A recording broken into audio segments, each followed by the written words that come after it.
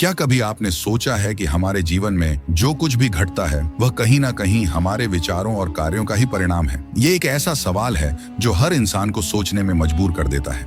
जब एक माँ अपने छोटे बच्चे को खो देती है तो उसकी चीखें आकाश में भी गूंजती हैं। जब एक पिता अपने बेटे को जीवन की कठिनाइयों से जूझते हुए देखता है तो उसके आंसू उसकी चुप्पी में समाहित हो जाते हैं। और जब एक गरीब मजदूर जिसने अपना पूरा जीवन कठिन मेहनत में समर्पित कर दिया अपने परिवार को भूखा देखता है तो उसका दर्द शब्दों से भी परे होता है। और तभी हमारे दिल में एक सवाल उठता है, क्या ईश्वर को यह सब नहीं दिखता है? जो लोग बुरे कर्म करते हैं उनके साथ कभी कुछ गलत क्यों नहीं होता? और जो अच्छे कर्म करते हैं वे क्यों इतना कष्ट उठाते हैं? दुनिया कभी कभी हमें यह एहसास कराती है कि अन्याय ने हर जगह अपना डेरा डाल लिया है। वह आदमी जिसने दूसरों की मेहनत का फायदा उठाया आज भी अपने महल में सुख से रह रहा है, जबकि वह व्यक्ति जिसने सच्चाई और ईमानदारी से जीने की कोशिश की वह सड़कों पर परेशान हो रहा है। क्यों ऐसा होता है? लेकिन क्या यह पूरी सच्चाई है या फिर यह सिर्फ एक अधूरी तस्वीर है?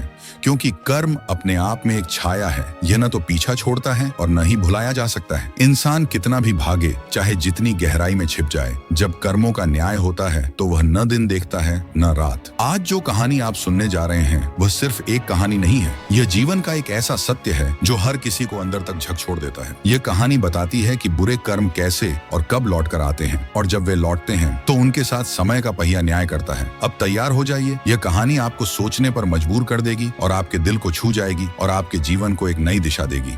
एक घने जंगल के बीच स्थित एक छोटे से झोपड़ी में वहां एक शिष्य ने अपने गुरु से पूछा, गुरुजी, क्या यह सत्य है कि इंसान के किए गए बुरे कर्म उसे कभी न कभी लौटकर मिलते हैं? मगर यह कब और कैसे होता है? गुरुजी ने शिष्य को शांतिपूर्वक देखा और मुस्कुराते हुए कहा, बेटा, हर सवाल का जवाब हमारे जीवन के अनुभवों में छिपा होता है। कर्मों के फल को समझने के लिए मैं तुम्हें एक सच्ची कहानी सुनाता हूँ। इसे ध्यान से सुनो, क्योंकि इसमें ही तुम्हारे सवाल का जवाब मिलेगा। बहुत समय पहले की बात है। एक छोटा सा गांव था जो प्रकृति की सुंदरता और शांति से विचलित था।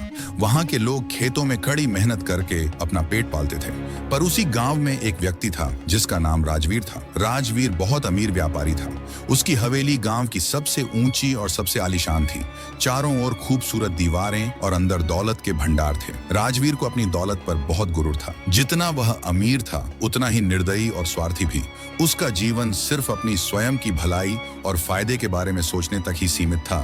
गांव के गरीब किसान उससे डरते थे क्योंकि वह उनकी मजबूरियों का खूब फायदा उठाता था। एक बार की बात है, उस गांव के बगल में एक बड़ा सा तालाब था। भारी बारिश होने के कारण तालाब का बांध टूट गया और गांव में बाढ़ आ गया। खेतों की फसलें बर्बाद हो गईं और किसान भुखमरी के कगार पर आ गए। इसी दौरान एक बूढ़ा किसान जिसका नाम दयानंद था, दयानंद का इकलौते बेटा जो कुछ दिन से गंभीर बीमार था, उसे इलाज करवाने के लिए थोड़ा अनाज लेकर के राजवीर के पास पहुंचा।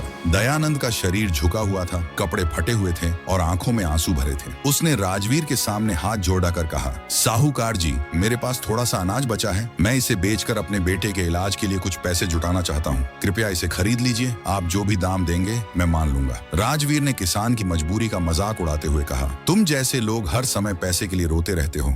मुझे तुम्हारे अनाज में कोई खास दिलचस्पी नहीं है, लेकिन अगर बेचना ही है तो मैं तुम्हें इसकी आधी कीमत दूंगा। ज्यादा पैसे चाहिए तो कहीं और जाओ। दयानंद ने रोते हुए कहा, साहूकार जी, आप इतना अन्याय क्यों करते हैं? हमें हमारी मेहनत का भी पैसा नहीं मिलता। याद रखिए, ईश्वर सब देखता है।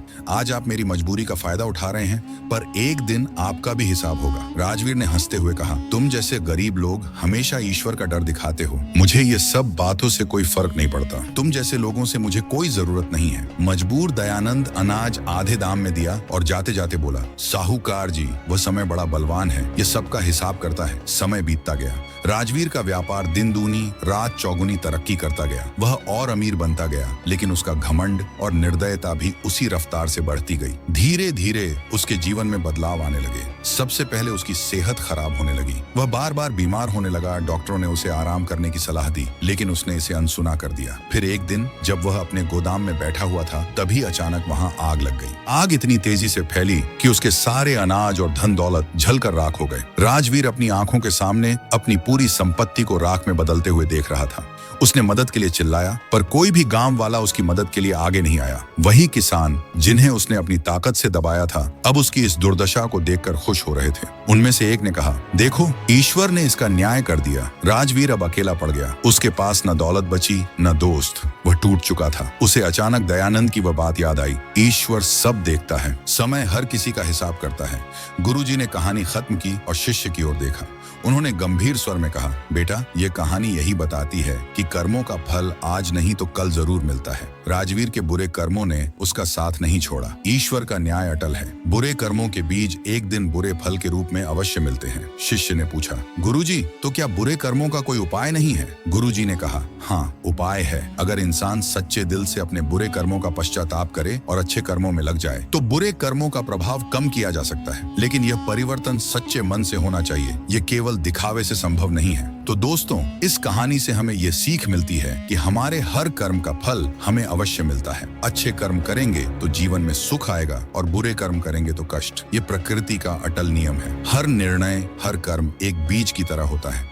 जब हम इसे धरती पर बोते हैं तो यह अंकुरित होकर फल देता है। अगर बीज अच्छाई और परोपकार का हो तो फल मीठा और आनंददायक होगा। लेकिन अगर बीज में स्वार्थ, छल या किसी का दर्द शामिल हो तो फल कड़वा और दुखदाई होगा। कर्मों का लेखा जोखा प्रकृति के नियमों में गहराई से दर्ज होता है। इसे न तो मिटाया जा सकता है, न बदला जा सकता है। समय का पहिया घूमता है और जब यह घूमता है तो यह नहीं देखता कि आप कितने अमीर हैं, कितने ताकतवर हैं या कितने कमजोर। समय केवल आपके कर्मों को देखता है। यह हमेशा निष्पक्ष होता है और सही निर्णय करता है। उसकी तलवार जब गिरती है तो पूरी सटीकता के साथ न्याय करती है। कभी कभी यह न्याय तुरंत होता है और कभी थोड़ा समय लेता है, लेकिन यह हमेशा होता है कि कोई भी इससे बच नहीं सकता। तो सवाल यह है, क्या आप अपने जीवन की दिशा बदलने के लिए तैयार हैं? याद रखें, कर्मों का फल आज नहीं तो कल जरूर मिलता है। यह कुदरत का ये अटल नियम है। अगर आपको यह वीडियो से कुछ नया सीखने को मिला तो इसे लाइक और चैनल को सब्सक्राइब करना ना भूलें। इससे हमें ऐसे ही और वीडियो बनाने के लिए प्रोत्साहन मिलेगी। फिर मिलते हैं एक नए वीडियो के साथ।